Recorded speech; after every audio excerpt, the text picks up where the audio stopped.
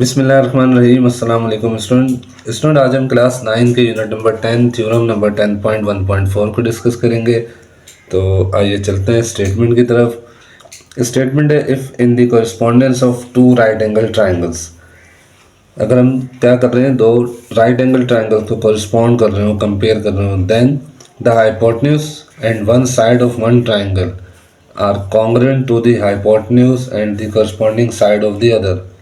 क्या हो कि अगर हाइपोटेन्यूज और एक साइड किसी एक ट्रायंगल की कॉन्ग्रुएंट हो दूसरे ट्रायंगल की हाइपोटेन्यूज और उसकी किसी कॉरस्पॉन्डिंग साइड के बराबर हो, ठीक है, तो ट्रायंगल क्या होंगे, then the triangles are congruent. ठीक है, प्रूफ आपने क्या करना है, ट्रायंगल्स को कॉन्ग्रुएंट प्रूफ करना है। अगेन स्टेटमेंट देख लेते हैं। स्टेटमेंट ये है कि आपके पास दो राइट एंगल ट्रायंगल्स हैं, उन दोनों ट्रायंगल के जो हाइपोटेन्यूज है वो और दोनों की एक एक कॉरस्पॉन्डिंग साइड कॉन्ग्रुएंट हो, तो आपने ट्रायंगल को भी कॉन्ग्रुएंट प्रूफ करना है। फिगर के थ्रू अगर इसको हम समझें तो suppose we have a triangle A B C और ए बी सी और D E F.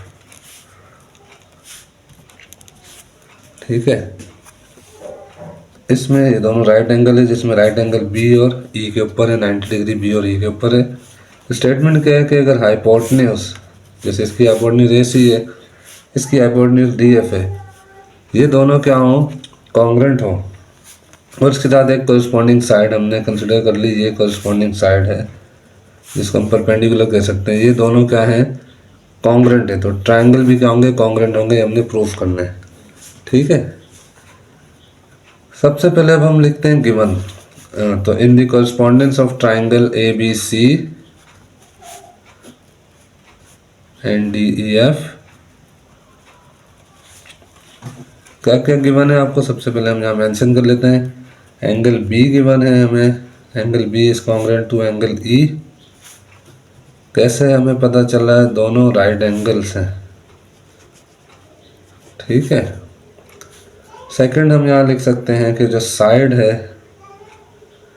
A B, ये कॉन्ग्रुएंट है डी ई के, और जो सी ए साइड है हमारे पास वो कॉन्ग्रुएंट है एफ डी के। ये हमें गिवन है। प्रूफ आपने करना है, to prove these two triangles are congruent, triangle A B C and triangle D E F are congruent, ये हमने प्रूफ करना है। अब स्टूडेंट, जब भी हम प्रूफ करते हैं तो हम सारी चीज़ें जो होती है वो गिवन तो यूज़ नहीं करते हैं, जितनी भी स्टेटमेंट गिवन में दी होती है वो हम यूज़ नहीं करते हैं, हम अपनी भी कुछ असम्पशन करते हैं जो कि कंस्ट्रक्शन के थ्रू हम जो है उसके अंदर ऐड करते हैं। तो अब अगर हम इस ट्रायंगल को देखें तो इसमें इन्होंने दो साइड और एक एंगल को ऑलरेडी मेंशन कर दिया है।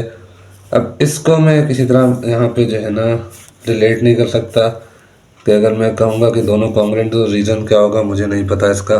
ठीक है, तो इस तरह की सिचुएशन में हम क्या करते हैं, हम एक और ट्रायंगल कंस्ट्रक्ट करते हैं जिसमें इस ट्रायंगल की एक साइड कोई ना कोई कॉमन आ जाती है, मीन दोनों में से किसी एक ट्रायंगल की कोई साइड कॉमन आ जाती है, जैसे हमने थ्योरम 10.1.3 में किया था। तो यहाँ पे भी हम क्या करेंगे, हम जो डी ई साइड है इसको हम कॉमन कंसिडर करके एक और ट्रायंगल कंस्ट्रक्ट करेंगे। तो क्या करेंगे, हम प्रोड्यूस एफ ई, ये जो एफ ई लाइन है इसको हमने प्रोड्यूस कर दिया। ठीक है, एफ ई लाइन थी ये वाली, इसको हमने फर्दर प्रोड्यूस कर दिया है, कहाँ तक, एक पॉइंट एम तक। अब कैसे प्रोड्यूस करना है स्टूडेंट, इसकी लेंथ कितनी रखनी है, हमने कहा सही that the length of E M is congruent to B C. ठीक है, और ज्वाइन कर लेना हमने डी को एम के साथ, तो ये एक हमें एक और ट्रायंगल यहाँ मिल जाएगा। क्लियर है, तो कंस्ट्रक्शन में हम लिखेंगे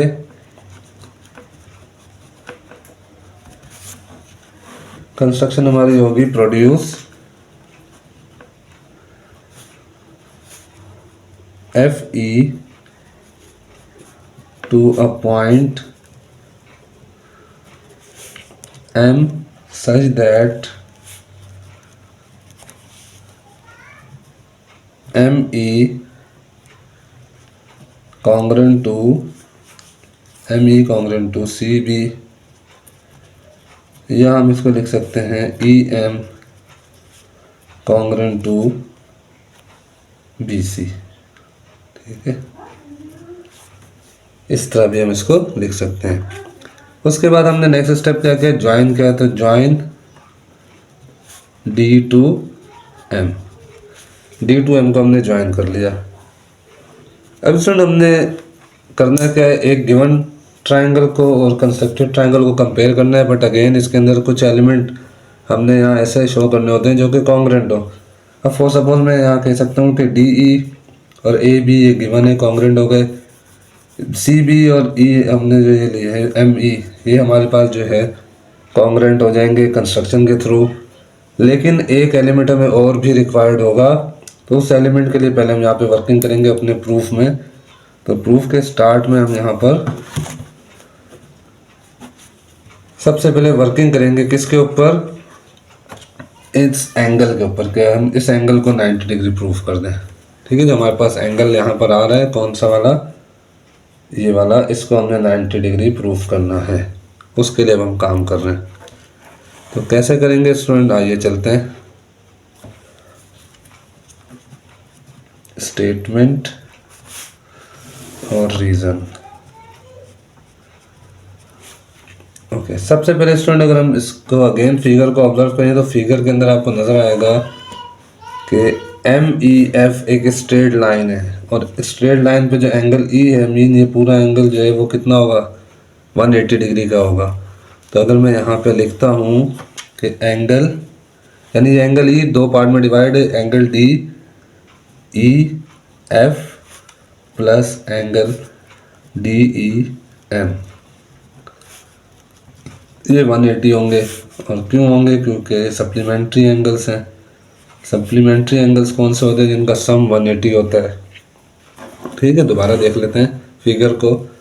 डी ई एफ और डी ई एम, इसका हमने सम लिखा है 180। अब ये हमें गिवन है कि 90 है, मीन डी ई एफ 90 है। तो यहाँ मैं लिख सकता हूँ कि angle D E F is equals to 90 degree which is given. तो अगर ये 90 है तो डेफिनेटली फिर अगर आप 180 माइनस 90 करेंगे तो डी ई एम भी कितना आ जाएगा, angle D E M is also 90 degree. ठीक है, ये आपकी फर्स्ट इक्वेशन। सेकंड इक्वेशन, यहाँ पे आपने क्या किया, यूजिंग 1 and 2। अब स्टूडेंट आपको तीसरा एलिमेंट भी मिल गया जिसको आप कॉरस्पॉन्डेंस में यूज़ करेंगे। तो अब हम चलते हैं कॉरस्पॉन्डेंस की तरफ। ट्राइंगल ए बी सी को कॉरस्पॉन्ड करेंगे ट्राइंगल डी ई एम के साथ। इन दोनों की कॉरस्पॉन्डेंस देखते हैं। अब फर्स्ट हम यहाँ पे क्या कंपेयर कर रहे हैं, जो हमारे पास ए बी साइड है। ए बी साइड किसके कॉन्ग्रेंट आएगी, डी ई के। यहाँ आप देख सकते हैं फिगर के अंदर A B is congruent to D E. Reason में हम क्या लिखेंगे, गिवन है।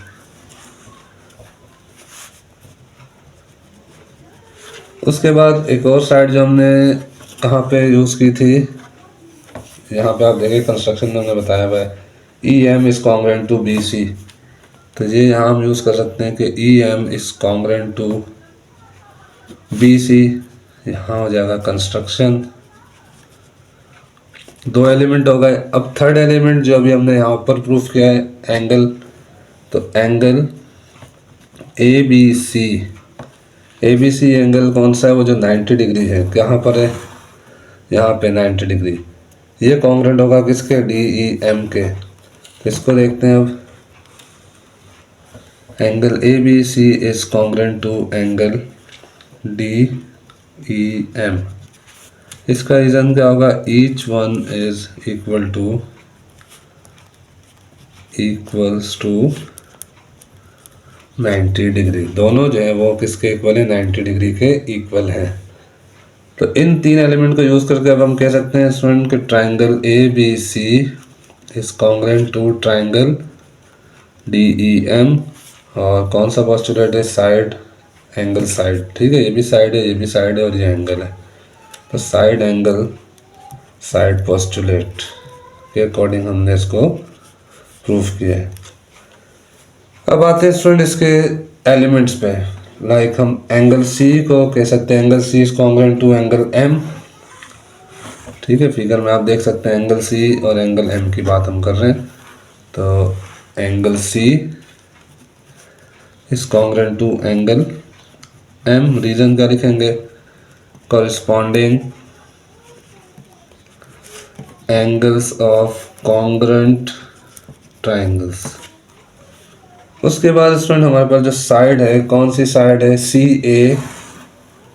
C A is congruent to M D.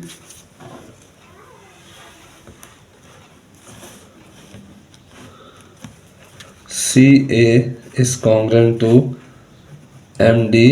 इसका रीजन भी क्या होगा? Corresponding sides of congruent triangles. लेकिन स्टूडेंट जब हमने इसको कंपेयर किया तो अब इसको हम एक को जो हमें गिवन था उसके साथ इसको क्या कर रहे हैं, हम इसको कंपेयर अगर करें तो गिवन हमें यह था कि but C A is also congruent to F D. ये तो हमें गिवन था। तो इन दोनों को अब अगर हम देखें, अच्छा इसके पहले रीजन लिख लेते हैं। ये क्या है? ये गिवन है। तो इसमें सी ए कॉमन है, मीन्स एम डी और एफ डी दोनों भी क्या हो जाएंगे? कॉन्ग्रुएंट हो जाएंगे। तो F D is congruent to M D और रीजन क्या हो जाएगा? Both are congruent to C A. दोनों किसके कॉन्ग्रुएंट है? सी ए के कॉन्ग्रुएंट है। ओके स्टूडेंट, आगे चलते हैं। अब जब हमने इन दोनों ट्रायंगल को कंपेयर कर लिया, अब हम इस ग्रेटर ट्रायंगल की बात करेंगे। तो now triangle D M F. जब हम इसको स्टूडेंट डिस्कस करेंगे, इसको डिस्कस करने का रीज़न क्या है? क्योंकि हम इसके और इसके अगर कुछ एलिमेंट कॉन्ग्रुएंट प्रूव कर देते हैं तो डेफिनेटली फिर ये भी ए बी सी के कॉन्ग्रुएंट हो जाएगा। तो डी एम एफ में अगर हम सबसे पहले बात करते हैं एंगल एम और एफ की, तो angle M is congruent to angle F. अब प्रीवियसली हमने प्रूफ किया है कि एफ एम और एफ, ये जो डी एम है, ये दोनों एफ डी और एम डी, ये दोनों साइड्स क्या हैं? कॉन्ग्रुएंट है। तो इसके लिए हम यहाँ रीज़न लिख सकते हैं कि एफ डी और M D are congruent, so that's why angle M और angle F both are congruent. Reason दोबारा बता देता हूँ कि अगर ये दो साइड्स कॉन्ग्रुएंट होंगी, ये हमने थ्योरम 10.1.3 में भी यूज़ किया था, तो इनके अपोजिट एंगल्स भी क्या होंगे? कॉन्ग्रुएंट होंगे। ठीक है। एंगल के बाद अगर अब हम बात करते हैं किसकी? इसी एंगल एम को अभी थोड़ी देर पहले हमने रिलेट किया था सी के साथ। तो एंगल सी और एंगल एम जो है, ये दोनों भी क्या थे? कॉन्ग्रुएंट प्रूफ किए थे हमने। तो यहाँ पे हम लिखेंगे ऑलरेडी प्रूव्ड है। लेकिन इसका फ़ायदा क्या होगा स्टूडेंट? इसका फ़ायदा ये होगा कि यहाँ से हमें एक और रिलेशन मिल गया एंगल सी का और एंगल एफ का। ठीक है, एंगल सी और angle F are also congruent. Again reason में हम लिखेंगे कि each is congruent to angle M. ठीक है। अब इसका फ़ायदा क्या हुआ स्टूडेंट? दोबारा हम फिगर को ऑब्जर्व करें। ए बी सी ट्राइंगल के अंदर ए बी और डी ई कॉन्ग्रुएंट थे, सी ए और एफ डी कॉन्ग्रुएंट थे। एक एलिमेंट हमें और रिक्वायर्ड था जो कि हमने यहाँ से कॉन्ग्रुएंट प्रूफ कर दिया है। ये अब हम यूज़ करेंगे आगे कॉरस्पॉन्डेंस में। तो अब हम इजली कॉरस्पॉन्ड कर सकते हैं ट्राइंगल ए बी सी को किसके साथ? ट्राइंगल डी ई एफ के साथ। इसी को मैं रिपीट करता हूँ, angle C is congruent to angle F, already proved. उसके बाद A B is congruent to D E, ये क्या है? गिवन है। और नेक्स्ट क्या कर सकते हैं? C A is congruent to F D, ये भी हमें गिवन था। तो स्टूडेंट इसके लिए हमने प्रीवियस सारी वर्किंग की, जो हमने ट्राइंगल कंस्ट्रक्ट किया कौन सा? डी ई एम, उसको ए बी सी के कॉन्ग्रुएंट प्रूफ किया। वो सारी वर्किंग इस एलिमेंट के लिए थी कि हमें एक थर्ड एलिमेंट भी हमें मिल जाए जो कि हमारी वर्किंग के थ्रू कॉन्ग्रेंट आ रहा हो, जो गिवन है उसमें ना हो। ठीक है, तो अब हम जब इन 3 एलिमेंट को कंसीडर करते हैं तो रिजल्ट हमें क्या मिलता है, triangle A B C is congruent to triangle D E F. ठीक है, ये वो टारगेट था हमारा जो हमने प्रूव करना था। किस पोस्टुलेट के अकॉर्डिंग हमने इसको प्रूफ किया है, तो अगेन आप देखें ये एंगल है, ये दोनों साइड्स हैं, तो साइड एंगल साइड पोस्टुलेट हमने यहाँ पर यूज़ करके प्रूफ किया, और ये हमारी लास्ट स्टेटमेंट थी, हैंस प्रूव्ड। ये हमने ट्राइंगल यहाँ पे कॉन्ग्रेंट प्रूफ कर दिया। तो आई होप कि आप इजली अब इसको समझ सकते हैं और ख़ुद से इसको प्रूफ भी कर सकते हैं। ये थोड़ा बहुत आप कह लें कि कंपेरेटिवली मिलता है किससे, 10.1.3 से। तो आप दोनों को अगर देखेंगे तो इंशाल्लाह आपको दोनों ही ईज़िली समझ आ जाएंगे। और आप इसको अगेन नसीहत करूँगा कि 2 से 3 दफ़ा आप इसको लिखें, इंशाल्लाह आपको ये भी पक्का हो जाएगा। थैंक यू, अल्लाह हाफिज़।